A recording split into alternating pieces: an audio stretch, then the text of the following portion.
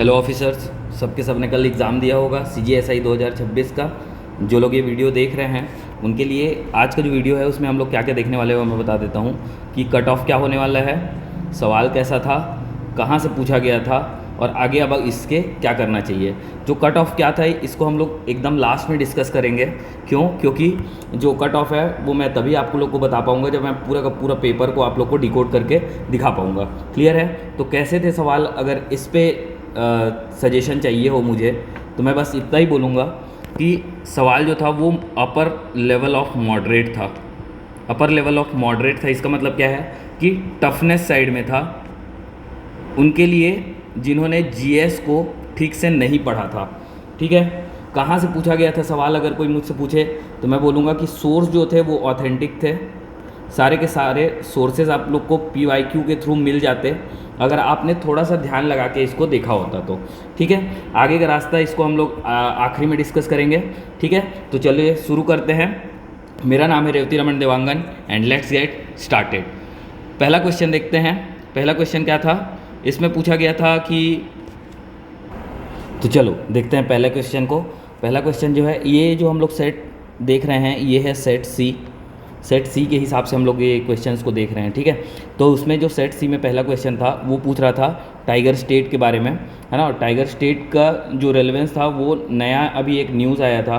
ये जो न्यूज़ था अप्रॉक्सीमेटली दिसंबर 2025 का है ना। इस न्यूज़ के हिसाब से जो क्वेश्चन था वो फ्रेम हुआ था। ठीक है, यहाँ पे जो दो ऑप्शन थे वो बिल्कुल गलत हैं। ओनली एशियाटिक लायन या फिर ओनली बंगाल टाइगर्स के बारे में बात कर रहा है ना। जबकि यहाँ पे एग्जैक्टली लिखा हुआ है 3 big cats, that is tiger, leopards और लायन यहाँ पे प्रेजेंट है। इस वजह से इसको जो है स्टेटस दिया गया है क्या, टाइगर स्टेट का। क्लियर है, याद रहेगा ये दोनों गलत है, इस वजह से आंसर सी हो जाएगा। एक चीज़ और, ये जब वीडियो मैं रिकॉर्ड कर रहा हूँ तब तक CGPSC ने अपना आंसर की लॉन्च कर दिया है और उस आंसर की के साथ भी हम लोग लेके चलेंगे कि आप लोग को कहाँ पे दावा आपत्ति लगाना है। ठीक है, दावा कहाँ कहाँ पे कर सकते हैं उसके बारे में बात करेंगे। Answer would be C. Clear है? चलो अगला क्वेश्चन देखते हैं। Next question would be, next question है अपना ये वैदिक काल में छत्तीसगढ़ को दक्षिण कोसल कहा जाता था। ये सब बात किया हुआ है, इसमें से सिर्फ एक स्टेटमेंट ही सही है, वो है कौन सा, prehistoric evidence has been found from Chitwa Dongri. मतलब प्रागैतिहासिक कालीन के जो साक्ष्य हमको प्राप्त हुए हैं वो हम लोग को प्राप्त हुए कहाँ से, चितवा डोंगरी से। ऐसा ही सिमिलर क्वेश्चन हमने अपने संकल्प टेस्ट में दिया हुआ है, तो आप लोग उसको भी ध्यान पे रख सकते हैं। संकल्प टेस्ट को आप लोग अगर ये ध्यान से देखा होता तो आपका ये सवाल भी सही हो चुका होता। क्लियर है? Answer would be C. CGPSC ने भी यही आंसर लिया है। ठीक है, क्लियर है। ये इसका जो रेलेवेंस है, ये जो बना हुआ था उसका एक और जो रेलेवेंस हम लोग को दिखता है वो कहाँ पे है, MBSI 2026 में भी यही टर्म को यूज़ किया गया था, लेकिन बात किया गया था किसके लिए, मुगल पीरियड के लिए। तो अगर आपने इसका आंसर की MBSI का अगर आंसर की आप लोगों ने चेक किया होगा तो आपको भी इसका आंसर सही पता चल जाता। क्लियर है? Answer would be C.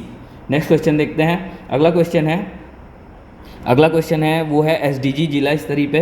SDG पे अभी लगातार सवाल आ रहे थे, इसलिए ये प्रेडिक्टेड था, हाईली प्रेडिक्शन पे डला हुआ था। ठीक है, हमने भी एक सवाल बनाया हुआ था लेकिन वो आप लोग को स्कीम्स वाले में दे नहीं पाए। क्योंकि उसमें सिर्फ हम लोग 60 क्वेश्चन ही दे सकते थे।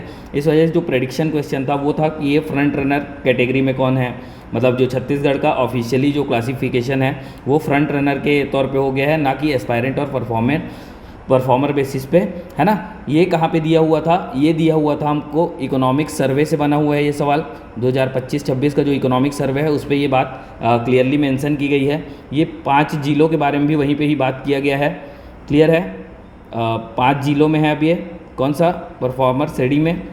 ठीक, पिछले साल जब 2023 का रिपोर्ट आया था उसमें क्या था, 6 जिले परफॉर्मर कैटेगरी में थे। इस वजह से ये ट्रैप बिछाने के लिए आप लोग को यहाँ पे जो सेकंड ऑप्शन है वही दिखेगा, ऑप्शन 6 जिले के हिसाब से। ठीक है, इसका आंसर क्या हो जाएगा, ए। आयोग ने भी यही आंसर लिया है। क्लियर है? चलो आगे देखते हैं। Next question would B, Bharat की संसद में शामिल है। जनरली हम लोग संसद से समझते हैं सिर्फ 2 चीज़ें, लोकसभा या राज्यसभा। लेकिन अगर आप आर्टिकल 79 को ठीक से पढ़ेंगे कॉन्स्टिट्यूशन के तो उसमें डायरेक्टली मेंशन्ड है कि Lok Sabha, Rajya Sabha along with president, ये तीनों मिलके बनाते हैं क्या, हमारा संसद। ठीक है। Parliament is equal to Lok Sabha, Rajya Sabha and president, क्योंकि कोई बिल कहीं से भी पास हो अल्टीमेटली जाएगा कहाँ पे, प्रेसिडेंट के पास असेंट होने के लिए। इस वजह से इसका आंसर हो जाएगा सी। आयोग ने भी यही आंसर लिया है। क्लियर है। चलो अगला सेक्शन देखते हैं। अगला क्वेश्चन ये बोल रहा है त्रिया हट करके कोई सा बुक था, नॉवलिस्ट था, उसका नाम क्या है जिन्होंने ये त्रिया हट लिखा हुआ है। ठीक है। इसका रेलेवेंस कुछ भी नहीं था, ये रैंडम क्वेश्चन था। ठीक है। 2006 में इसका प्रकाशन हुआ था। मैत्रेयी पुष्पा ने इसको लिखा हुआ है। ठीक है। बस इतना ही ध्यान रखता है, ये रैंडम क्वेश्चन था, इस पर आप लोग ज़्यादा कुछ नहीं कर सकते थे। ठीक है। Answer would B D.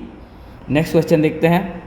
Next question है क्वेश्चन 9, इकोनॉमिक सर्वे से डायरेक्टली पूछा हुआ है। इससे पहले भी एक सवाल पूछा जा चुका है किसमें, माइनिंग इंस्पेक्टर जो 2025 का आपका एग्ज़ाम था उसी में, है ना। तो वहाँ से एक क्वेश्चन उठ के आया हुआ है। उसमें क्या पूछा गया है, टोटल रेवेन्यू रेसिप्ट जो है, टैक्स रेवेन्यू रिसिप्ट जो है वो क्या है इस बारी का, ये पूछा गया था। ठीक है। 2025-26 का इकोनॉमिक सर्वे अगर आप लोग देखते ठीक से, जो उसका हाईलाइट है उसमें डायरेक्टली ये मेंशन हो रखा है, ये वाला सेक्शन, कि 73.76% का जो अनुमानित योगदान है किसका है, कुल राजस्व प्राप्तियों में कर राजस्व का योगदान जो है वो है 73.76%। ये ऑलरेडी एक बार पूछा जा चुका था, इसलिए ये भी एक हाईली प्रेडिक्टेड क्या बोलना चाहिए क्वेश्चन था। क्लियर है। आंसर वुड बी ए। अगला क्वेश्चन देखते हैं। क्वेश्चन नंबर 10, साइलेंट वैली को लगातार पूछा जाता है। साइलेंट वैली नेशनल पार्क भी है हमारे पास। ठीक है। इसको जो साइलेंट वैली मूवमेंट है वो इंट्रोड्यूस किया गया था 1970s के टाइम पे, क्योंकि यहाँ पे एक पलक्कड़ डिस्ट्रिक्ट में जो रिवर है कुंथीपुजा रिवर, वहाँ पे क्या हो रहा था, एक टाइप का अपना क्या बोलना चाहिए, डैम बनाने का प्रोजेक्ट चल रहा था। इसी के ही विद्रोह में ही ये आंदोलन चालू किया गया था। ठीक है। कहाँ पे प्रेजेंट है अगर बोला जाए तो केरल में। कुछ चीज़ें और आपको ध्यान में रखनी है कि साइलेंट वैली जो नेशनल पार्क है वो केरला में है। ऑफिशियली डिक्लेरेशन हुआ था इसका 1984 में, और इनॉग्रेट किया गया था इसको 1985 में। ठीक है। ये डॉक्यूमेंट आपको हमारे टेलीग्राम चैनल न्यू एकेडमी में मिल जाएगा। ठीक है। तो आप वहाँ से इसको डाउनलोड कर सकते हैं। क्लियर है। अगला क्वेश्चन देखते हैं। क्वेश्चन नंबर था 12, किसमें का, क्वेश्चन नंबर 12 था ये सेट सी का। ठीक है। CGPSC ने अब यहाँ पे क्या किया था, ये डायरेक्ट डेमोक्रेसी को पूछा हुआ था। ये बनाया गया था सवाल NCERT क्लास 9 से। ठीक है। क्लास 9 के बुक में और 10th के बुक में भी थोड़ा सा रेलेवेंस इसका हम लोग को देखने को मिलता है, जहाँ से ये बनाया गया था ये सवाल को। इनिशिएटिव, रेफरेंडम, रिकॉल और प्लेबिसाइड। एक्चुअली इससे एक और सवाल बन सकता है जो कि आपके CGPSC मेंस एग्जाम में पूछा जाएगा कि व्हाट आर द क्राइटेरिया या फिर what are the characteristics of direct democracy करके।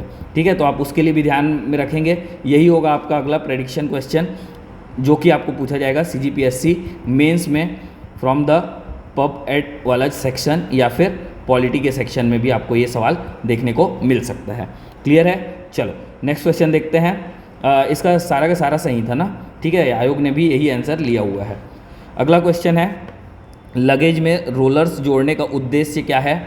ये एक रैंडम क्वेश्चन था, ऐसा भी लगातार सवाल हम लोग को CGPSC प्रीलिम्स में भी देखने को मिला था, जिसमें उन्होंने बैग का क्या बोलना चाहिए चौड़ाई के बारे में बात किया था। जो बैग का हैंडल होता है उसकी जो चौड़ाई होती है वो ज़्यादा क्यों होती है, ऐसा कुछ पूछा हुआ था। मतलब इसका मतलब ये है कि जो एग्ज़ामिनर है वो बना रहा है, प्लान कर रहा है ट्रिप में जाने की, और उसको ट्रिप में जाने से पहले कुछ नॉलेज चाहिए कि क्या मैं बैग का जो पट्टा है उसको चौड़ा रख लूँ, क्या मेरा जो रोलर है वो सही से काम कर रहा है। तो इन तीनों को देख के उन्होंने क्या कर लिया, एक क्वेश्चन बना लिया। एक डाल दिया CGPSC प्रीलिम्स में, एक डाल दिया अभी यहाँ पे कहाँ पे CGSI के एग्जामिनेशन पे। क्लियर है। इसका आंसर होगा rollers make rolling friction less than the sliding friction. मतलब क्या हो रहा है कि घर्षण को जो स्लाइडिंग घर्षण है उससे रोलिंग घर्षण को स्लाइडिंग घर्षण से कम बनाते हैं। यही होगा इसका आंसर। क्लियर है। चलो नेक्स्ट क्वेश्चन पे चलते हैं। क्वेश्चन 16 जो है वो है इकोनॉमिक सर्वे 2025-26 से डायरेक्टली पूछा हुआ। इससे रिलेटेड हमने भी एक सवाल आपको अजर्सन रीजन के फॉर्म में दिया था टेस्ट नंबर 5 में, जो कि पूरा का पूरा अजर्सन रीजन बेसिस पे था। इसका एक्सप्लेनेशन अगर आप लोगों ने देखा होता तो आपको ये चीज़ें समझ में आ जाती। तो अगर आपने ये एक्सप्लेनेशन को देखा होता तो आपका जो ये आंसर था वो सही हो जाया रहता, क्योंकि उसने मैंने बताया था कि जो अपना GDP का कंट्रीब्यूशन है वो सबसे ज़्यादा है अपना मैन्युफैक्चरिंग सेक्टर का, उसके बाद है सर्विस सेक्टर का, और उसके बाद आता है अपना एग्रीकल्चर सेक्टर, जो कि सबसे कम शेयर यहाँ पे देता है। क्लियर है? ये इकोनॉमिक सर्वे का वो चार्ट है जहाँ पर से आप लोग को ये इन्फॉर्मेशन मिल सकती थी। ठीक है, तो इसलिए इकोनॉमिक सर्वे को सिर्फ डाटा के लिए याद मत करो, इकोनॉमिक सर्वे में जो बातें लिखी गई हैं उसको भी आपको ध्यान में रखना पड़ेगा। क्लियर है? Answer would be C. Next question देखते हैं। अगला क्वेश्चन है 17, मुद्रा आपूर्ति दैट इज मनी सप्लाई को कौन हैंडल करता है या फिर कौन रेगुलेट करता है, कौन कंट्रोल करता है, ये सवाल पूछा गया था। ये डायरेक्ट क्वेश्चन था, ये सबसे ही बना होगा, ये इजीएस्ट ऑफ द क्वेश्चन था। Answer would be B. ठीक है, क्योंकि जो सेबी है वो डायरेक्टली क्या काम करता है, वो शेयर मार्केट या फिर ट्रेडिंग वगैरह में अपना रेगुलेशन करता है। क्लियर है? फाइनेंस मिनिस्ट्री का काम है बजट और सर्वे को प्रिपेयर करना और अपना पैसा को बांटना। क्लियर है? स्टेट बैंक ऑफ इंडिया कभी अकेले काम नहीं कर सकता, वो डायरेक्शन पे ही काम करेगा, किसके? आरबीआई के। इस वजह से जो मोस्ट प्रोबेबल आंसर था वो आरबीआई था और आयोग ने भी यही आंसर लिया हुआ है। नेक्स्ट क्वेश्चन इज, छत्तीसगढ़ में खनिज संपदा से संबंधित निम्नलिखित कथन पर विचार करने को बोला गया है। बलौदा बेलमुंडी, आप लोग को याद होगा जब हम लोगों ने संकल्प टेस्ट का ये एक्सप्लेनेशन आपको दिया था, उस टाइम पे मैंने बोला था कि हीरा का बात मोस्टली होता है कहाँ पे? गरियाबंद में, है ना। लेकिन कुछ चीज़ें जो डायरेक्टली मेंशन्ड है कहाँ पे? इकोनॉमिक सर्वे में, उसमें से एक ये भी था बलौदा बेलमुंडी डायमंड ब्लॉक। ठीक है, कहाँ पे दिया हुआ है ये वाला, जाके सेक्शन आप देख सकते हो। यहाँ पे डायरेक्टली लिखा हुआ है, महासमुंद के तहसील सरायपाली में बलौदा बेलमुंडी डायमंड ब्लॉक के रकबा 156.80 वर्ग किलोमीटर क्षेत्र में पूर्वेक्षण अनुज्ञप्ति निष्पादन कर अन्वेषण की कार्यवाही प्रचलन में है। क्लियर है? याद रहेगा, ये भी सही था। सीएमडीसी इसको हैंडल कर रहा है, इसलिए इसको डायरेक्टली पूछा गया है। 100% investment of the state government है। ठीक है, इसलिए आंसर क्या हो जाएगा? सी, और आयोग ने भी यही आंसर लिया हुआ है। चलो अगला क्वेश्चन देखते हैं। अगला क्वेश्चन है ये बोल रहा है कि सेंसस में जो शहरी बसावट है उसकी सही स्थिति नहीं है, ये पूछा गया है। मतलब क्राइटेरिया को आप लोग को डायरेक्टली पूछ दिया गया है। इसका एक्सप्लेनेशन ये है, जो ऑप्शन दिया गया है उसको समझते जाएंगे। प्लेसेस है मिनिमम पॉपुलेशन ऑफ 5000% बिल्कुल सही है।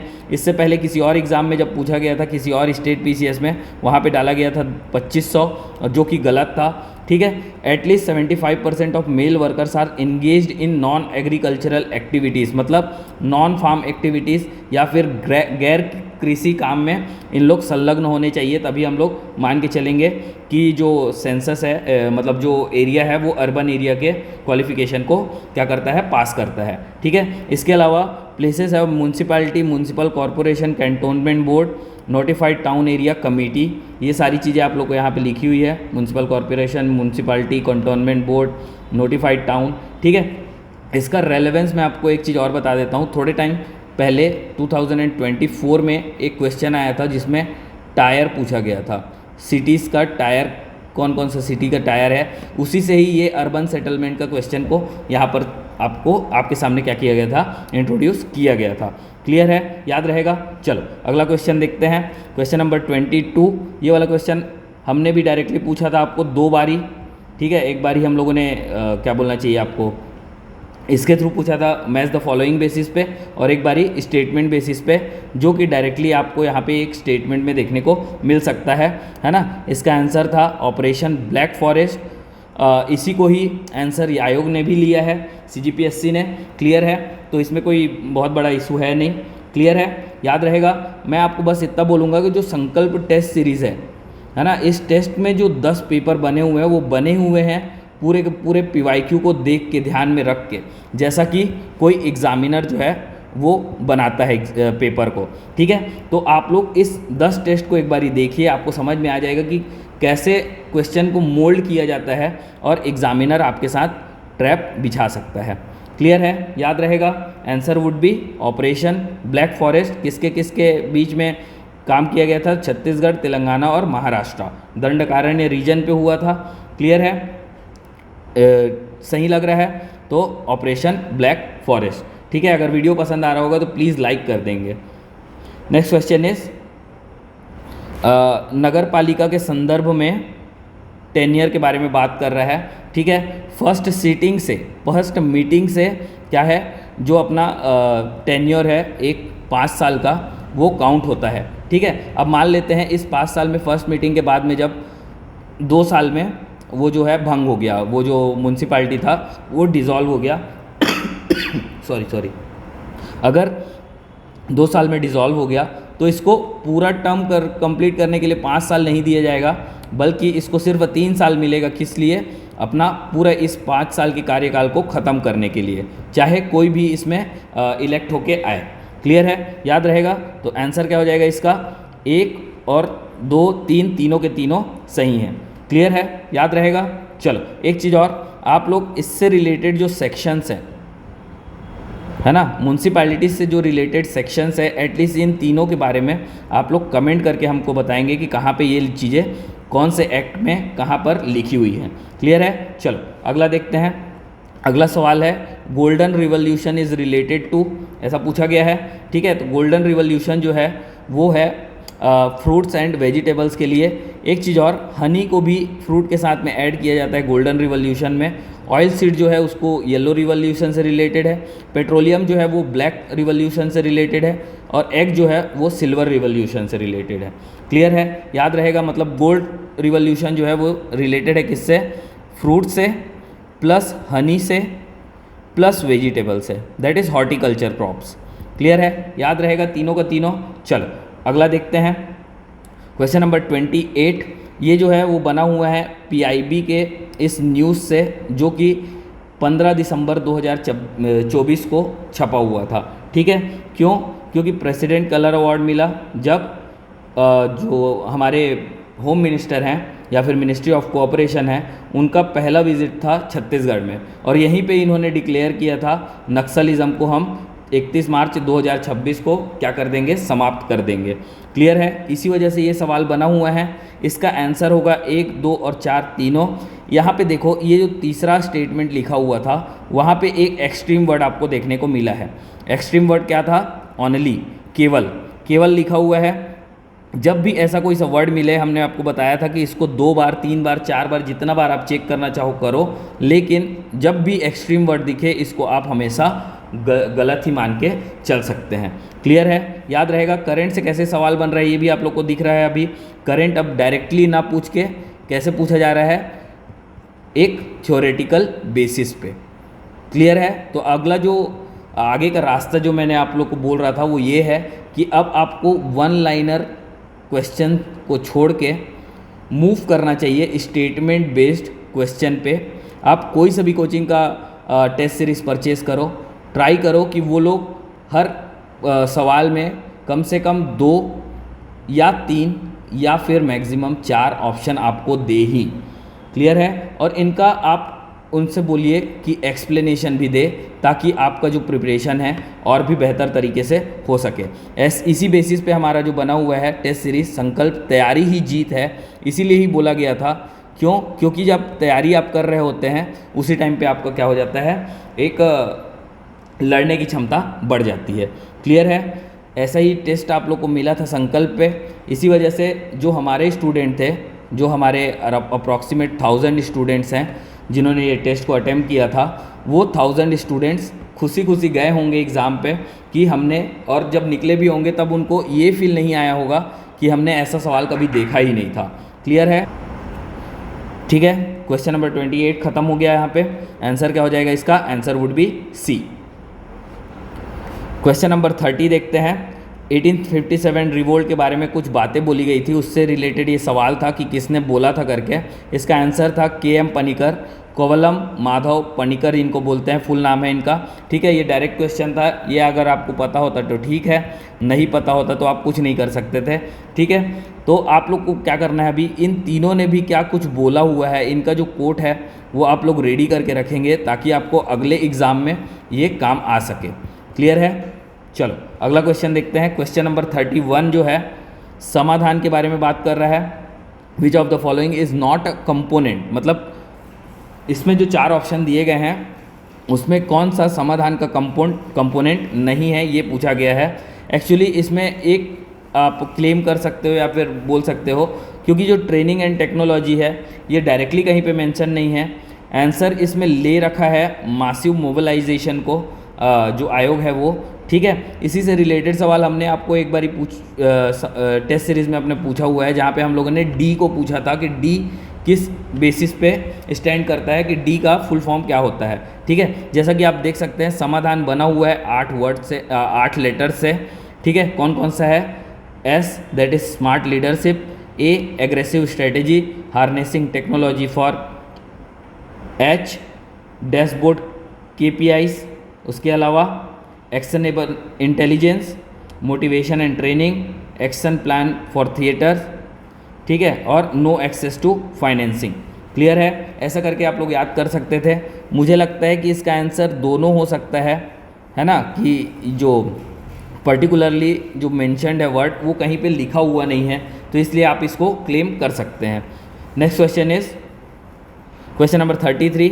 ये पूछ रहा है बायो से रिलेटेड है, इसका डिस्क्रिप्शन मैंने यहाँ पे दे रखा है। आप लोग को कौन कौन सा वर्ड छांटना था वो मैं आप लोग को बता देता हूँ। वो वर्ड थे dead, elongated and lignified. In 3 words को आप लोग को पकड़ना था, जो कि आप लोग को यहाँ पे डिस्क्रिप्शन में देखने को मिल सकता है। Dead cell, long and narrow and lignin का इनका वॉल होता है। लिग्निन जहाँ जहाँ पे मिलेगा वहाँ पे आपको डेड सेल्स के बारे में ही बात होगा, वो प्रोटेक्शन के लिए होता है। ऐसा ही जो लिग्निन है वो आपको एक जगह और मिलेगा, वो है फंगस में, ठीक है। फंगस और इंसेक्ट का भी जो वॉल होता है, मतलब जो सेल वॉल होता है, वो बना होता है किससे? लिग्निन से। क्लियर है? जो कि एक डेड सेल होता है। Clear? Answer would be B that is sclerenchyma. अगला सवाल देखते हैं, क्वेश्चन नंबर 36, जिसमें क्या पूछा गया है? राजिम के बारे में बात किया गया है। एक्चुअली अगर आप हमारा PYQ एनालिसिस वाला पुराना वीडियो देखेंगे, जहाँ पे मैंने आप लोग को ये बताया था कि कैसे एक क्वेश्चन में कोई सा ऑप्शन दिया हुआ है जो कि ऑप्शन सही नहीं है ना, उससे भी सवाल कैसे बनते हैं उसके बारे में जिक्र किया गया था, ठीक है। तो उसमें एक जो नाम बार बार रिपीट हो रहा था वो है राजिम, ठीक है। राजिम गरियाबंद करके आप लोग को बहुत सारी जगह में देखने को मिला होगा, और इसी राजिम गरियाबंद से अभी एक सवाल आपको देखने को मिला है इस CGSI के एग्ज़ाम में, ठीक है। राजिम को देवपुर भी बोलते थे, बिल्कुल सही है। Rajim is also known as Kamal Kshetra और पद्मपुर, ये भी सही है। जो भांड देवल टेम्पल है वो राजिम में लोकेटेड है, ऐसा बोला जा रहा है, जो कि बिल्कुल गलत है। जिन्होंने संकल्प टेस्ट दिया होगा उनको पता है कि भांड देवल को हम लोगों ने जब एक्सप्लेन किया था उसमें बताया था कि ये प्रेजेंट है कहाँ पे? आरंग में। आरंग जो है रायपुर में है। क्लियर है? अब जो अगला सवाल आप लोग को देखने को मिलेगा वो ये होगा कि ये जो आरंग में जो भांड देवल का टेम्पल है वो किस चीज़ से डेडिकेटेड है, ये भी सवाल आपको अगले पेपर में देखने को मिल सकता है। क्लियर है? चलो नेक्स्ट क्वेश्चन देखते हैं आप। क्वेश्चन नंबर 37 गवर्नर के बारे में पूछा गया है। मैंने अपने प्रेडिक्शन चार्ट में आप लोगों को डायरेक्टली बोला था कि गवर्नर से रिलेटेड आप एक भी डिटेल को छोड़ नहीं सकते हैं। उसका रैंक, क्रोनोलॉजी, उससे रिलेटेड कोई से भी आर्टिकल हैं, उसके डिस्क्रिशनरी पावर हैं, कुछ भी हो आपको सारा चीज़ ध्यान में रख के चलना पड़ेगा। और उसी हिसाब से ये एक सवाल आपको देखने को मिल रहा है कहाँ पे? CGSI के एग्ज़ाम में, जहाँ पर जो ऑप्शन थे वो आप एलिमिनेट करके बना सकते थे, इसमें से डायरेक्टली पहुँचा जा सकता था। क्यों? क्योंकि ये लगातार 4 को दिया हुआ है, और जब अपॉइंटमेंट ही नहीं हुआ है तो रिमूवल कैसे आएगा? ठीक है, एक बेसिक सेंस लगाते तो आप इस आंसर को टिक कर सकते थे और आंसर हो जाता है इसका C। क्लियर है? याद रहेगा? चलो नेक्स्ट देखते हैं। अगला क्वेश्चन है 38 push and pull factor. Actually ये जो पुश फैक्टर, पुल फैक्टर के बारे में बात कर रहे हैं, प्रतिकर्ष और अपकर्ष कारक, है ना, ये हम लोग देखते हैं पब्लिक एडमिनिस्ट्रेशन वाले सेक्शन पे या फिर सोसाइटी वाले सेक्शन पे, जहाँ पे हमको समझ में आता है कि जो माइग्रेशन है ना, माइग्रेशन पुल फैक्टर और पुश फैक्टर पे काम करता है, जो कि डिपेंड करता है सोशल एरा, उसका जो अपना हिस्टोरिकल बैकग्राउंड है किसी पर्सन का जो इकोनॉमिक स्टेबिलिटी है उस पर, आर्थिक, सामाजिक और ऐतिहासिक कारणों की वजह से लोग माइग्रेट करते हैं, या तो वो ज़बरदस्ती जाते हैं या तो फिर वो किसी लोभ में आके जाते हैं। क्लियर है? तो ये डायरेक्टली रिलेटेड था माइग्रेशन से और यही होगा इसका आंसर। क्लियर है? ये आयोग ने भी इसी को आंसर लिया हुआ है। अगला क्वेश्चन देखते हैं, क्वेश्चन नंबर 40 है प्रधानमंत्री धन धान्य कृषि योजना, एक्चुअली ये रिसेंटली ही लॉन्च हुआ है 2025-26 के बजट में इसके बारे में बात किया गया था।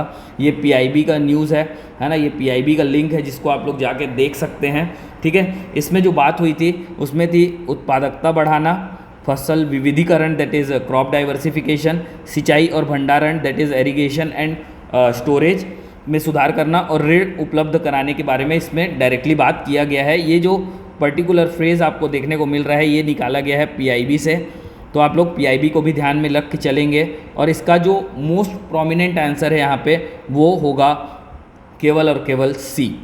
अर्बन गार्डनिंग के बारे में जो बात हो रहा है वो है पर्यावरण वानिकी, है ना, इन्वायरमेंटल फॉरेस्ट्री के बारे में लगातार अभी सवाल आपको देखने को मिला है। 3 या 4 बार मैंने ये सवाल आप लोग को दिखाया है कि कैसे पूछा जा रहा है पर्यावरण वानिकी को ऑप्शन में रख के। क्लियर है, सीजीपीएससी के भी बहुत सारे पेपर में पूछा गया है, व्यापम के भी इसको लगातार पूछा गया है। ठीक है, इसका आंसर हो जाएगा सी। क्वेश्चन नंबर 42, इसमें बहुत सारे लोगों को डाउट था कि ये भेड़ है कि बकरी है ना, तो मैंने आप लोग के सामने ये इमेज लगा दिया है जो कि एक फाइनेस्ट कैश्मीर वूल बनाता है जिसको बोलते हैं कैस्मीना गोट। इसको एक और नाम से जाना जाता है वो है चांगथांगी गोट। ठीक है, तो ये आप लोग ध्यान पे रखेंगे कि पश्मीना जो सॉल वगैरह बनता है वो सारी चीज़ें बनता है बकरी के ऊन से, ना कि भेड़ के ऊन से। ठीक है, answer would be B. Question number 43 है, ये बोल रहा है maximum of how many days a minister including chief minister can hold office without being a member of the state legislature. Article 164 clause 4 में ये चीज़ें डायरेक्टली मेंशन्ड है। ये यहाँ पे गलती से आ गया है, इसको डिलीट कर देते हैं। ठीक है, इसको आप लोग कहाँ से पढ़ सकते हैं, तो ये आपको डायरेक्टली कॉन्स्टिट्यूशन ऑफ इंडिया में देखने को मिल सकता है। आप एक चीज़ और समझ गए होंगे कि अगर आप लोग को पॉलिटी का कोई सा भी सवाल बनाना है तो अब जो पॉलिटी के सवाल बन रहे हैं वो डायरेक्टली कॉन्स्टिट्यूशनल मतलब कॉन्स्टिट्यूशन से बन रहे हैं, ना कि किसी एक रेफरेंस बुक से। ठीक है, तो ये रेफरेंस बुक के जगह अगर आप लोग कॉन्स्टिट्यूशन ऑफ इंडिया को डायरेक्टली पढ़ोगे तो आप लोग के लिए ज़्यादा फायदेमंद होगा, ऐसा मुझे लगता है, क्योंकि मैंने अभी तक सिर्फ कॉन्स्टिट्यूशन ऑफ इंडिया ही पढ़ा है। और कॉन्स्टिट्यूशन ऑफ इंडिया के अलावा कोई चीज़ अगर मुझे पढ़नी होती है तो मैं सिर्फ लक्ष्मीकांत के उसी पर्टिकुलर सेक्शन को जाके देखता हूँ जहाँ पे मुझे उस पर्टिकुलर आर्टिकल या फिर उस अनुच्छेद के बारे में कुछ चीज़ें समझ में नहीं आ रही होती है। ठीक है, तो आप लोग का मेन सोर्स जो होगा पॉलिटी को पढ़ने के लिए वो मुझे लगता है कि आपको कॉन्स्टिट्यूशन ऑफ इंडिया को ध्यान पे रखना चाहिए। क्लियर है, अगला क्वेश्चन देखते हैं। क्वेश्चन नंबर 44 है जल मार्ग national highway national waterway sorry, इसको हम लोगों ने डायरेक्टली पूछा हुआ था ऐसा ही कुछ ऑप्शन बना के। ठीक है, देखते हैं। हल्दिया इलाहाबाद हमने भी दिया है, हल्दिया इलाहाबाद, धुबरी सादिया, कोट्टापुर कोल्लम, मुक्तियाला विजयवाड़ा, चारों का चारों ये एग्जैक्ट कॉपी था। ठीक है, जो कि सवाल हमने संकल्प टेस्ट सीरीज़ में बनाया हुआ था। क्लियर है, मैच द फॉलोइंग के हिसाब से। तो आप लोग को अगर 1% डाउट है कि संकल्प टेस्ट सीरीज़ परचेज करना चाहिए या फिर संकल्प टेस्ट सीरीज़ को अटेम्प्ट करना चाहिए या नहीं, वो कृपया कोई सा भी एग्ज़ाम हो अभी हमारे 10 जो टेस्ट सीरीज़ हैं, मतलब जो 10 टेस्ट हैं वो फ्री में अवेलेबल हैं गूगल फॉर्म लिंक के थ्रू हमारे टेलीग्राम चैनल न्यू अकेडमी पे, न्यू अकेडमी 2.0 पे एग्जैक्टली अगर बोला जाए, क्योंकि डिजिटल प्लेटफॉर्म है ना, तो आप वहाँ पर से जाके अटेम्प्ट करके देख सकते हैं कि आपका स्कोर क्या आ रहा है और आपको क्या बेहतर स्ट्रैटेजी की ज़रूरत है। क्लियर है, तो इसी हिसाब से ये जो पर्टिकुलर सीरीज़ है बिब्लियोफिल PYQ प्लस सीरीज़ ये लॉन्च होगा जल्द ही, है ना। उसको ऑनलाइन प्लस ऑफलाइन दोनों क्लासेस आप लोग को प्रोवाइड की जाएगी। ये जो पर्टिकुलर कोर्स है बिब्लियोफिल PYQ प्लस सीरीज़ ये उनके लिए होगा जिन्होंने पहले ही कोचिंग कंप्लीट कर ली है अपनी और जिनका प्रिपरेशन एज पर बुक्स हो गया है लेकिन उन्होंने कभी अभी तक क्वेश्चन को सॉल्व करके नहीं देखा है, उनके लिए ये पर्टिकुलर सीरीज़ होने वाला है। इसके रिलेटेड इन्फॉर्मेशन जो है वो हमारे टेलीग्राम चैनल पे आपको मिल जाएगा, इंस्टाग्राम चैनल पे मिल जाएगा, व्हाट्सएप चैनल पे मिल जाएगा, जहाँ पर से आप लोग इसको जाके डाउनलोड कर सकते हैं या फिर इसको आप वहाँ पर से इन्फॉर्मेशन ले सकते हैं। क्लियर है, चलो अगला देखते हैं। अगला सवाल क्वेश्चन नंबर 46 ओलंपिक का वर्ष पूछा हुआ है और किस स्थान पे ये प्रेजेंट है ये पूछा गया है। ठीक है, मैं आप लोग को एक चीज़ बता देता हूँ, 2028 पूछा गया ना कि 2026। उसके पीछे वजह ये था कि वो लोग फ्यूचरिस्टिक सोच रहे थे और सबको पता था कि 2026 कहाँ होने वाला है, Milano Cortina that is Italy में, है ना। तो उसको ना पूछ के जो फ्यूचर एस्पेक्ट है, जैसे 36 में हम लोग के इंडिया में कंडक्ट होने का प्लान चल रहा है ना, तो वैसे ही पूछा गया है। तो मैं आप लोग को अभी रिसेंट में जो और होने वाले हैं समर और विंटर ओलंपिक्स, उनके बारे में थोड़ा सा बता देता हूँ। जैसे कि जो 2028 का है वो होने वाला है लॉस एंजलिस में, दैट इज़ 4 का ए, 2 ऑप्शन था, ठीक है। ये कब से होने वाला है? 14 जुलाई से 30 जुलाई तक, ठीक है। उसके बाद होगा विंटर ओलंपिक्स 2030 में, जो कि होने वाला है फ्रांस में। उसके बाद होने वाला है ब्रिस्बेन में, क्वींसलैंड के अंदर, ठीक है, 2032 में। और उसके बाद होने वाला है USA होस्ट करेगा इसको, लेकिन ये नाम रहेगा ऊटा का, ठीक है। कब होगा ये? 2034 में। और 2036 में होने वाला है इंडिया में, ठीक है। इससे रिलेटेड जो भी आप लोग को इन्फॉर्मेशन चाहिए रहेगा, आप इस साइट को यूज़ कर सकते हैं olympics.com को, जहाँ पर से आपको देखने को मिल जाएगा कि ओलंपिक्स से रिलेटेड जो भी इन्फॉर्मेशन आपको चाहिए वो सारे के सारे यहाँ पे मिल जाएंगे। इस हिसाब से जो इसका आंसर होगा वो होगा 1 का C, ठीक है, 2 का D, 3 का B और 4 का A। क्लियर है? याद रहेगा? चलो अगला क्वेश्चन देखते हैं। क्वेश्चन नंबर 47 है, पुलिस और पब्लिक ऑर्डर इज़ मैंशनड, कहाँ पे मैंशनड है अगर ये पूछ रहा है तो ये है 7th शेड्यूल में, आर्टिकल 246 के अंदर इसको सेग्रीगेट किया गया है। और ये NCERT क्लास 11th में जो आवर कॉन्स्टिट्यूशन करके जो बुक है उसमें आप लोग को ये डायरेक्टली देखने को मिल सकता है। मतलब ये है कि आपको बुक रेफरेंस ना पढ़ के अभी भी पढ़ना चाहिए, ठीक है। तो NCERT क्लास 11th को आप यहाँ पर से देख सकते हैं, जहाँ पर से आपको पूरा का पूरा ये जो लिस्ट है वो आपको मिल जाएगा। क्लियर है? आर्टिकल 246 को भी अब इसके साथ में आप लोग को ध्यान में रख के चलना पड़ेगा, क्योंकि ये डायरेक्टली मेंशन है कहाँ पे? स्टेट लिस्ट के हिसाब से आर्टिकल 246 में। क्लियर है? जो शेड्यूल 8 है वो ऑफिशियल लैंग्वेज के बारे में बात करता है, और जो शेड्यूल 10 है वो एंटी डिफेक्शन के बारे में, जबकि जो शेड्यूल 9 है वो बात करता है ऐसे लिस्ट के बारे में जो कि सेंट्रल और स्टेट लॉ जिनको कभी भी कोर्ट में चैलेंज नहीं किया जा सकता है, उसके बारे में ये डायरेक्टली बात करता है। क्लियर है? याद रहेगा? चलो नेक्स्ट क्वेश्चन देखते हैं। क्वेश्चन नंबर 48, ये फिलॉसफी का क्वेश्चन था, ठीक है, फिलोसॉफिकल थॉट के ऊपर पूछा गया था। तो इसमें जो ऑप्शन थे उसको देखें, पृथ्वी, वायु, जीव और काल। जबकि पूछा गया है अनस्तिकाय द्रव्य, that is divide of extension जिनके पास है।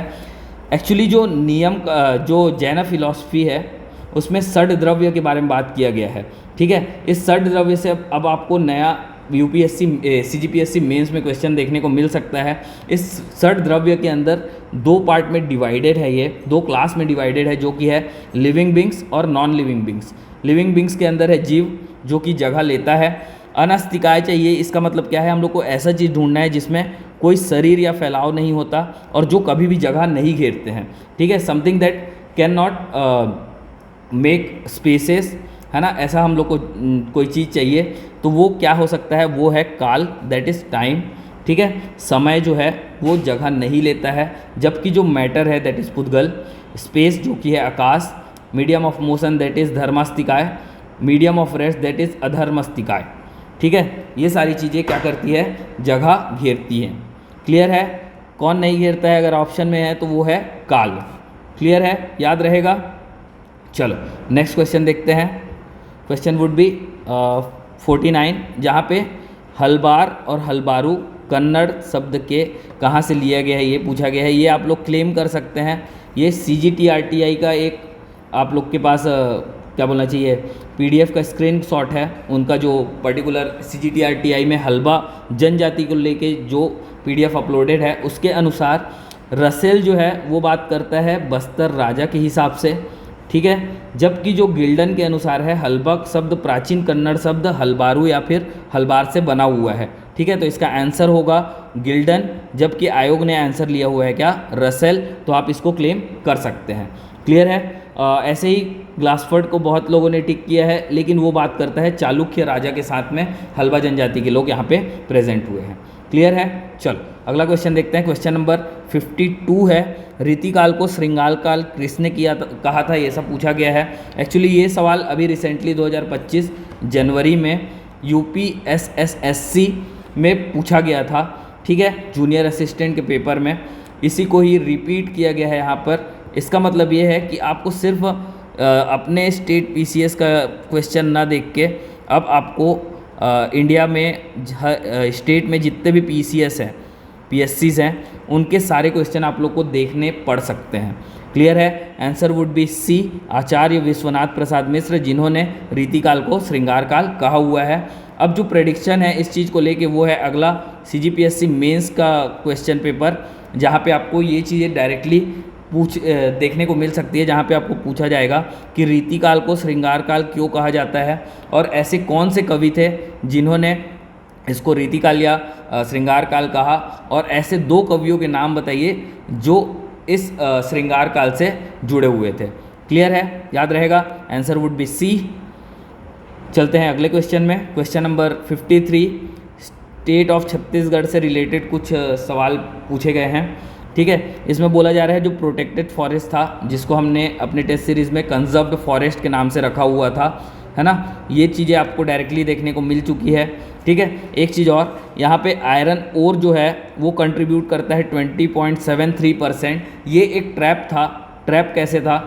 ये जो 2023-24 का डाटा था, जो कि आप लोग को देखने को मिलेगा 2024-25 के इकोनॉमिक सर्वे में, वहाँ पे कोयला के लिए से रिलेटेड था। जिनको ये पता था कि अभी तक आयरन कभी भी 16.75% का मार्क क्रॉस नहीं कर पाया है, तो उन लोगों को ये जो पर्टिकुलर सवाल है वो इजी पड़ा होगा इस पर्टिकुलर ऑप्शन को एलिमिनेट करने में। और जैसे ही आप इसको एलिमिनेट करते हैं आपके पास 2 ऑप्शन बचते, ओनली वन एंड 3। और ये जो पर्टिकुलर सेक्शन है ये भी दिया गया है इकोनॉमिक सर्वे में एज अ लिस्ट 2025-26 का, आप जाके देख सकते हैं पब्लिक डिस्ट्रीब्यूशन सिस्टम वाले जो सेक्शन है उस पर, ठीक है, जहाँ पे आप लोग को देखने को मिलेगा 2369 और 2389। अब आप लोग को क्या करना है, अगर ये ऑप्शन दिया हुआ है 20.73, तो आपको अब कोल का भी याद रखना है कि कितना है। क्यों? क्योंकि ये कोल से रिलेटेड था कहीं ना कहीं, और आयरन के बारे में भी आपको पता होना चाहिए कि वो अभी प्रेजेंट में कितना है, क्योंकि अपकमिंग एग्जाम में अब इस चार्ट से क्वेश्चन आने की प्रोबेबिलिटी बहुत ज़्यादा बढ़ चुकी है। क्लियर है? ये हमारे संकल्प टेस्ट का क्वेश्चन पेपर भी यहाँ पे डला हुआ है, जहाँ पर से आप लोग देख सकते हैं कि हमने ये सवाल को कैसे फ्रेम किया हुआ था। क्लियर है? नेक्स्ट क्वेश्चन देखते हैं। क्वेश्चन वुड बी 54, दक्षिण भारत का मैनचेस्टर किसे कहा जाता है? That is Coimbatore. जिनको पता है Manchester is famous for cloth, textile के लिए फेमस है, वस्त्र उद्योग के लिए, है ना, तो उनके लिए ये सवाल आसान हो जाता है कि कोयम्बटूर ही एक ऐसा जगह है जहाँ पे वस्त्र का मतलब जो टेक्सटाइल है उसका बिजनेस बहुत ज़्यादा एक्सपैंडेड है, इसीलिए उसको बोला जाता है Manchester of south India. UK SSSC video official paper में 2023 में इसी सवाल को पूछा गया था।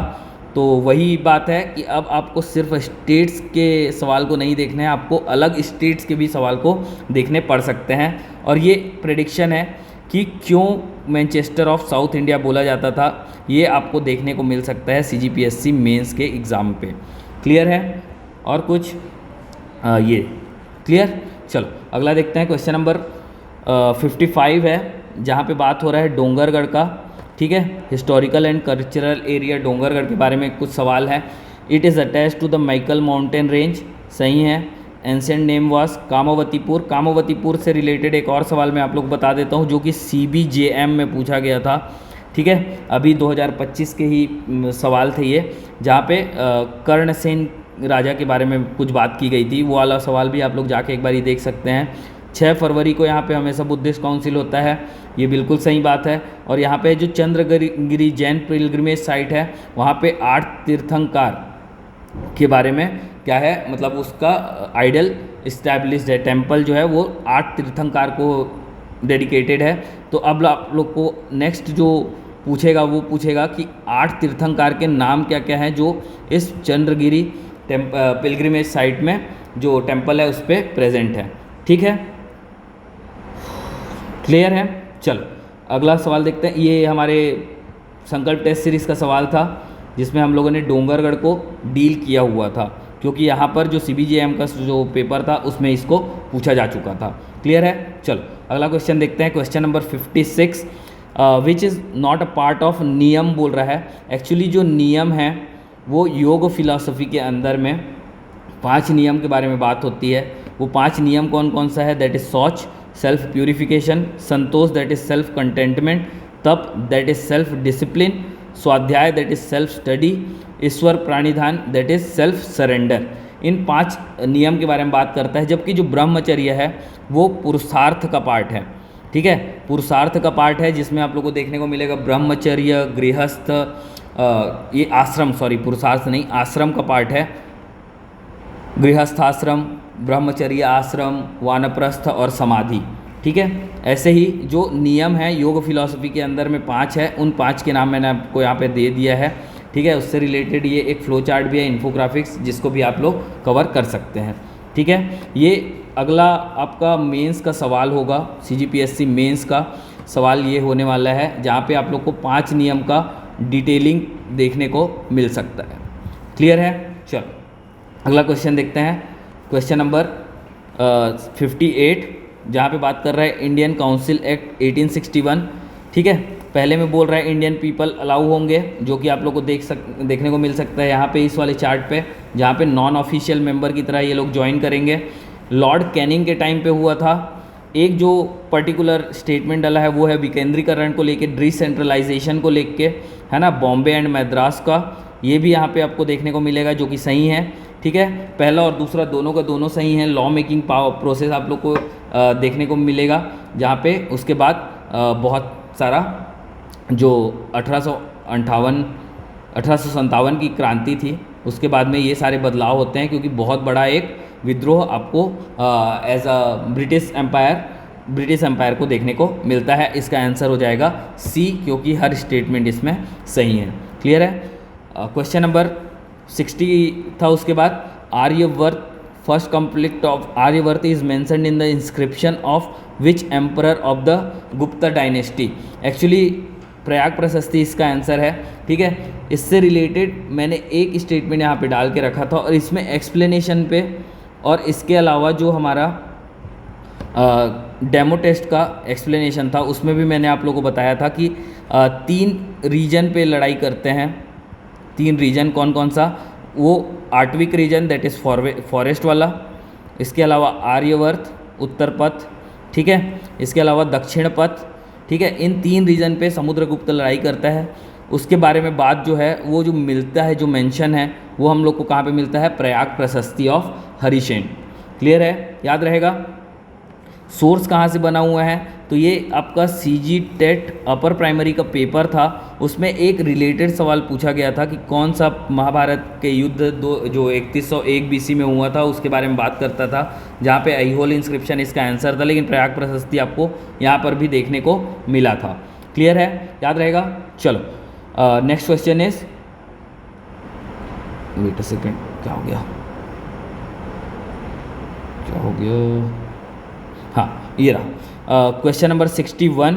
2 main component of ecosystem are, ये डायरेक्ट क्वेश्चन था NCERT क्लास 12 से। इकोलॉजी वाला सेक्शन जो मैं आप लोग को बोल रहा था, जो लास्ट यूनिट है उसके 4 चैप्टर आप लोग को पढ़ने हैं, वो 4 चैप्टर से ही आपको सवाल देखने को मिलेगा। और ये पहले ही चैप्टर का सवाल है, जहाँ पे एबायोटिक और बायोटिक कंपोनेंट हमको देखने को मिल जाएगा। क्लियर है? NCERT क्लास 12 बायोलॉजी का लास्ट का जो यूनिट है उसको प्लीज़ पढ़ें, इन्वायरमेंट में वही काम आने वाला है, क्योंकि अभी आपको एक और क्वेश्चन देखने को मिलेगा बायो मैग्निफिकेशन यूट्रोफिकेशन से रिलेटेड, वो भी बना हुआ है उस 4 चैप्टर से ही। क्लियर है? चलो देखते हैं अगला क्वेश्चन। अगला क्वेश्चन है कि जनसांख्यिकी परिवर्तन that is demographic transition of India referred as period of population explosion that is जनसंख्या विस्फोट के बारे में कौन सा ईयर को बोला जाता है? That is 1951 to 1981। जैसा कि आप लोग यहाँ पे डिस्क्रिप्शन में देख सकते हैं, मॉडर्न मेडिसिन आना चालू हो गया था, बर्थ रेट बहुत ज़्यादा बढ़ रहा था, इसी वजह से ह्यूज बूम ऑफ पॉपुलेशन हमको यहाँ पे देखने को मिल सकता है। जो 1901 में जो पॉपुलेशन 238 मिलियन थी, वो 2011 में जाके 1.21 बिलियन हुई। इसमें जो सबसे ज़्यादा बड़ा विस्फोट हुआ था पॉपुलेशन पे वो हमको देखने को मिला कब, 1951 टू 1981 में, जब ये 238 मिलियन पॉपुलेशन बढ़ के 683 मिलियन पॉपुलेशन हो गई थी। क्लियर है। इससे जो ये पॉपुलेशन ग्रोथ है इससे रिलेटेड आपको अगला CGPSC मेंस जो स्टेट सर्विसेज का एग्ज़ाम होने वाला है उसमें देखने को मिल सकता है। क्लियर है। चलो क्वेश्चन नंबर 64, ये वाला जो है वो मेरे लिए थोड़ा सा डाउटफुल है, क्योंकि जनमन मार्च 2026 का जो मैगज़ीन है उस पर निवेश उपलब्ध कराने के लिए 100 करोड़ का फंड के बारे में बात हो रहा है, और यहाँ पे जो बिना गारंटी का ऋण है उसके लिए 50 करोड़ के फंड के बारे में बात कर रहा है, जबकि यहाँ पे ये डायरेक्टली पूछा नहीं गया है कि किस चीज़ के बारे में बात कर रहे हैं। इस वजह से इसका आंसर इन्होंने जब 50 करोड़ लिया है तो वो मेरे लिए एक डाउटफुल है, क्योंकि यहाँ पे 100 करोड़ के बारे में भी फंड बात कर रहा है, तो ये आप दावा आपत्ति लगा सकते हैं यहाँ पे। क्लियर है। चलो अगला क्वेश्चन देखते हैं, क्वेश्चन नंबर 65, जो कि बोल रहा है which of the following is not a characteristic property of iron. Iron एक मेटल है, मेटल का खुद का प्रॉपर्टी होता है मेलिएबिलिटी, डक्टिलिटी और सोनोरनेस। ब्रिटलनेस इसका प्रॉपर्टी नहीं होता है, नॉन मेटल का प्रॉपर्टी होता है ब्रिटलनेस, जो कि भंगुर स्थिति में प्रेजेंट होते हैं। ठीक है, याद रहेगा। तो आंसर वुड बी डी। आप इससे रिलेटेड असर्शन रीजन के लिए आप रेडी हो सकते हैं। ठीक है, अगला जो सवाल है वो इस पर्टिकुलर सेक्शन से अगर बनेगा तो वो बनेगा assertion reason type of format में। क्लियर है। चलो अगला क्वेश्चन देखते हैं, क्वेश्चन नंबर 66, इंदिरा गांधी कृषि विश्वविद्यालय। एक्चुअली ये न्यूज़ पे था जहाँ पे इसको अवार्ड मिला हुआ था अभी अभी, है ना, 4 मई 2025 का ये न्यूज़ था। आप उसको भी एक बारी देख सकते हैं, जिसमें ये पर्टिकुलर स्टेटमेंट जो है वो डायरेक्टली मेंशन्ड है। जो भी खेल था वो था ये 2 स्टेटमेंट में, जो कि एक दूसरे पे कॉन्ट्राडिक्टरी था। ठीक है, पहला तो सही था, 2026 में इसको बेस्ट सोयाबीन रिसर्च सेंटर के लिए अवार्ड दिया गया था करके, और चौथा है वो भी सही था। अब हमको इसमें सेलेक्ट करना था कि 2 को ले या 3 को ले। तो ये जो इस्टेब्लिशमेंट था ये था 20 जनवरी 1987 में IGKB को इस्टेब्लिश किया गया था। ये एक्चुअली अभी कुछ टाइम पहले ही अप्रॉक्स जनवरी या फिर फरवरी के आसपास में जो एग्ज़ाम हुआ था 2025 में कोई सा एग्ज़ाम, उसमें भी IGKB के इस्टेब्लिशमेंट के बारे में एक सवाल पूछा गया है, वहाँ से इसको बनाया गया था। क्लियर है, याद रहेगा। चलो answer would be C, that is 1, 2 का 4, ये तीनों का तीनों सही हैं। अगला क्वेश्चन जो है क्वेश्चन नंबर 67, ये रैंडम क्वेश्चन था, इसमें कुछ नहीं कर सकते थे। इसका आंसर होगा टाइम्स मैगज़ीन, जो कि छपा था 1948 में, जिसमें महात्मा गांधी और अब्राहम लिंकन के असैसिनेशन को एक दूसरे से कंपेयर किया गया था। ठीक है, ये टाइम्स मैगज़ीन है ना कि टाइम मैगज़ीन, तो हो सकता है इस पर भी आप दावापत्ती लगा सकते हैं, है ना। और ये टाइम जो है वो अगर टाइम्स मैगज़ीन लिखा होता तो मुझे लगता है कि ज़्यादा बेहतर होता आंसर को टिक करने में। क्वेश्चन नंबर 68, मैंने आप लोगों को प्रेडिक्शन चार्ट में बताया था कि जो कॉइन्स है वो किसी भी राजा से रिलेटेड हों जो उन्होंने छत्तीसगढ़ में शासन किया है, वो बहुत ज़्यादा इंपॉर्टेंट है आप लोगों के लिए इस बारी के। और वो सवाल आपको यहाँ पे फिर से देखने को मिल गया कि जो कॉइन्स थे कहाँ कहाँ पे मिले हुए हैं उसके बारे में बात किया गया है। लगातार 3 के बारे में कॉइन्स को लेके पूछा गया है। ठीक है, इसका आंसर हो जाएगा ए, जो कि एक फैक्चुअल बेसिस था, लेकिन आप इसको प्रेडिक्ट करते तो आपको ये 100% श्योर रहता कि हमारा ये आंसर सही होगा। क्लियर है, answer would be A. Question number 70 है इसके बाद, कि ये थोड़ा सा एप्लीकेशन बेस्ड स्टडी था और इसमें पर्टिकुलरली इसको पूछा ही इसलिए गया है क्योंकि अभी जो कैपिटल है या फिर जो अपना लिक्विडिटी है वो ऑलरेडी डाउन हो रहा है ना। उसी बेसिस पे इस सवाल को बनाया गया था। जैसा कि RBI जब CRR को बढ़ाता है, मतलब बैंक के पास कम मनी हो जाएगा किसको, ऋण देने के लिए, और ऋण नहीं दे पाएगा तो लिक्विडिटी क्या हो जाएगी, अपने आप कम हो जाएगी। इसका मतलब ये है कि जो ऑप्शन बी है वो तो ख़त्म हो जाता, लिक्विडिटी बिल्कुल, तरलता जो है वो बिल्कुल बंद हो जाती। ठीक है, अब जो ये बी है वो तो गलत हो गया। इसके अलावा जब RBI गवर्नमेंट सिक्योरिटी को बेचता है तो बेचता है बैंक के माध्यम से, और वो बैंक के माध्यम से ओपन मार्केट ऑपरेशंस के थ्रू इसको सेल करता है कॉरपोरेट बॉडीज़ या फिर इंडिविजुअल्स को, जो इस सिक्योरिटी को क्या बोलना चाहिए, इस बॉन्ड्स को परचेज करते हैं और उसके बदले में क्या करते हैं, बैंक को पैसा देते हैं। और अब कॉरपोरेट बॉडी के पास ही पैसा नहीं बचेगा तो वो इन्वेस्ट नहीं करेंगे और क्रेडिट क्रिएशन ऑलरेडी क्या हो जाएगा, कम हो जाएगा। तो इसलिए इसका आंसर हो जाएगा सी। क्लियर है। चलो अगला सवाल देखते हैं, क्वेश्चन नंबर 71, प्रधानमंत्री जनजाति आदिवासी न्याय महाअभियान। एक्चुअली इससे पीएम जनमन से लगातार ही सवाल पूछा गया था, बजट में भी इसके बारे में बहुत ज़्यादा बात किया गया था, इवन सीजीपीएससी प्रीलिम्स में भी इससे सवाल पूछे गए थे।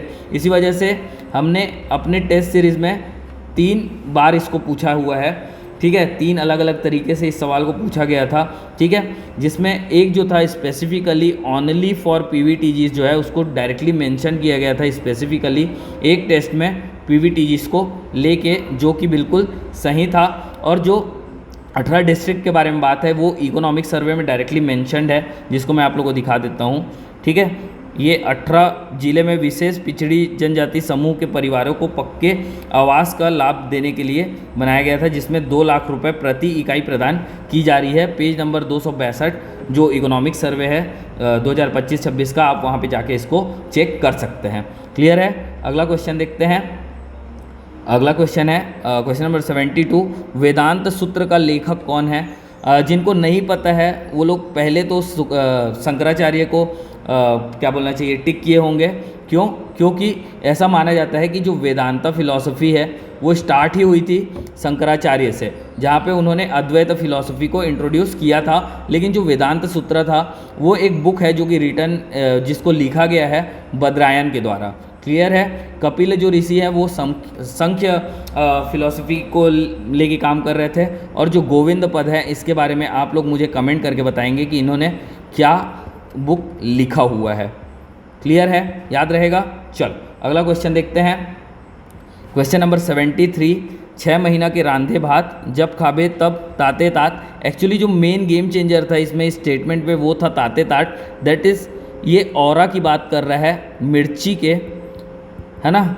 मिर्ची का जो वो गरमपन है वो इस वजह से नहीं है कि वो गर्मी प्रदान करता है, बल्कि इस वजह से है क्योंकि मिर्ची जो है वो पेन क्रिएट करता है और इस पेन की वजह से ही हमको इन्फ्लेमेशन होता है और इन्फ्लेमेशन को हम लोग बोलते हैं कि जो मुंह है वो गरम गरम सा लग रहा है। क्लियर है, याद रहेगा। ठीक है, चल answer would be A, that is Chile. 74, Harsha के शासनकाल में दवारिक किस विभाग का प्रधान अधिकारी होता था। इसका आंसर है रॉयल पैलेस डिपार्टमेंट। ये रैंडमली पूछ के आया हुआ है, लेकिन SCERT में हर्ष गुप्त के बारे में, हर्षवर्धन के बारे में जो कि पुष्यभूति डायनेस्टी से बिलोंग करते थे उसके बारे में डायरेक्टली मेंशन है, तो उस वजह से हो सकता है कि इसको वहाँ से ही आपके सवाल में डाला गया हो। ठीक है, इससे ऐसे ही मिलिट्री डिपार्टमेंट का जो हेड होता था उसको बोले जाता था सिम्हानंद, और जो फॉरेन डिपार्टमेंट का हेड होता था उसको बोला जाता था अवंती। जस्टिस डिपार्टमेंट का जो होता था वो था मीमांसा। क्लियर है, याद रहेगा। चलो अगला सवाल देखते हैं, क्वेश्चन नंबर 75, विश्व आर्द्र भूमि दिवस that is world wetland day जो है वो सेलिब्रेट कब किया जाता है, ये एक सवाल था। इस सवाल को पूछे जाने के पीछे वजह ये थी कि अभी रामसर साइट डिक्लेयर हुआ था, कहाँ पे, बिलासपुर में, कोपरा जलाशय में। ठीक है, तो वर्ल्ड वेटलैंड डे जो है वो मनाया जाता है 2 फरवरी सन। तो कोपरा जलाशय को डिक्लेयर किया गया था रामसर साइट, जो कि एक वेटलैंड को ही डिक्लेयर किया जाता है। इस वजह से वर्ल्ड वेटलैंड डे को यहाँ पे रेलेवेंट बना के पूछा गया है। ठीक है, हमने वेटलैंड से रिलेटेड एक सवाल अपने संकल्प टेस्ट 2 में दिया हुआ था, जहाँ पे मैंने डिस्कस किया था आपसे कि जो वेटलैंड डे है वो मनाया जाता है 2 फरवरी सन 2 फरवरी को, जो कि रामसर कन्वेंशन के पास होने पे दैट इज़ 2 फरवरी 1971 से लागू किया गया है। क्लियर है, याद रहेगा। इस बारी का थीम आप लोग मुझे कमेंट बॉक्स से बताएंगे। ठीक है, और एक चीज़ और बताएंगे कि कौन सा ऐसा स्टेट है जिसके पास सबसे ज़्यादा रामसर साइट प्रेजेंट है। क्लियर है, चलो अगला सवाल देखते हैं, क्वेश्चन नंबर 76 जो था पेशा से रिलेटेड था। ठीक है, panchayat extension to schedule areas act, इससे रिलेटेड एक सवाल CGPSC प्रीलिम्स 2025 में ऑलरेडी पूछा जा चुका था। ठीक है, तो इसका पूछे जाने का जो क्या बोलना चाहिए रेलेवेंस है वो बन ही रहा था कि पैसा को पूछ सकता है कि कौन सी कमेटी थी जिसने इसको रेकमेंड की थी, तो उसका आंसर था भूरिया कमेटी, ठीक है, जिन्होंने पैसा एक्ट को क्या किया था, रेकमेंड किया था। क्लियर है, answer would be B. Question number 77 देखते हैं। यही क्वेश्चन के बारे में मैं बात कर रहा था आपको कि अगर आपने बायोलॉजी एनसीईआरटी को चैप्टर जो लास्ट के 4 चैप्टर थे उनको अगर आप लोगों ने पढ़ा होता, ठीक है, तो आपको ये सवाल बन जाए रहते, क्योंकि इससे डायरेक्टली पूछा जाता है। यूट्रोफिकेशन मैंने आपको बताया था। उसके बाद ये जब बीओडी और डीओ के बीच में रिलेशन बता रहा था उस टाइम पे भी मैंने आपको बोला हुआ था कि आप लोगों को कुछ टर्म्स याद रखना है, जो कि है यूट्रोफिकेशन, बायोमैग्निफिकेशन, बायो एनर्जेटिक्स और बायो एक्यूमुलेशन। एक्चुअली जो बायो एनर्जेटिक्स है अभी वो सीजीपीएससी प्रीलिम्स में पूछा गया था। यूट्रोफिकेशन अभी न कभी एग्ज़ाम पे लगातार पूछे ही जाते रहते हैं। बायो एक्यूमुलेशन होता है एक, जो कि विद इन द ऑर्गेनिज्म होता है, जबकि जो बायो मैग्निफिकेशन है वो एक ऑर्गेनिज्म से जब दूसरे ऑर्गेनिज्म में कोई चीज़ ट्रांसफ़र होता है तब उसको हम लोग बोलते हैं बायो मैग्निफिकेशन। क्लियर है, याद रहेगा। चलो अगला सवाल देखते हैं। क्वेश्चन नंबर 78 है। ये बोल रहा है कि पुलिस सिस्टम इन छत्तीसगढ़ कब इस्टेब्लिश हुआ, तो ये हुआ था 2007 में। ये सिंपल सा डायरेक्ट फैक्ट था जिसको आप लोग ध्यान में लेके चल सकते थे। क्लियर है, चल अगला सवाल देखते हैं। Question number 79, public education committee formed during the British period, तो ये 1823 में, और इसके जो हेड थे वो थे लॉर्ड मैकॉले, ठीक है, और यही एक सजेशन देंगे ओरिएंटल लर्निंग को लेके, जो क्या बोलना चाहिए, जो लोकल लैंग्वेजेस थे उसमें पढ़ाने की बात करेंगे, और इसको बोला जाएगा मैकॉले मिनट। क्लियर है, तो आप इन 3 चीज़ों को भी याद रखेंगे, क्योंकि अगला जो सीजीपीएससी मेंस का सवाल बनेगा वो होगा education system during British period. Clear है, इससे आपको डायरेक्टली मेंस में सवाल देखने को मिल सकता है। नेक्स्ट क्वेश्चन पे चलते हैं। क्वेश्चन नंबर 80 था इसके बाद कि Bijal river is the tributary of which river. Actually Bijal river आपको कहीं पे देखने को नहीं मिलेगा। मैंने थोड़ा सा सर्च किया तो मुझे छत्तीसगढ़ टूरिज़्म के साइट में कुछ मिला जो कि था बिजाल रिवर, है ना, जो कि ट्रिब्यूटरी है सोन गंगा की, ठीक है, तो इसका आंसर हो जाएगा बी, सोन रिवर, ठीक है, क्योंकि सोन की और भी क्या बोलना चाहिए ट्रिब्यूटरी है, जो कि कन्हार, रेहन, गोपत, बनास, तो बिजाल रिहन का तो नहीं हो सकता था, तो आंसर क्या होगा इसका, सोन रिवर। क्लियर है, चलो नेक्स्ट क्वेश्चन देखते हैं।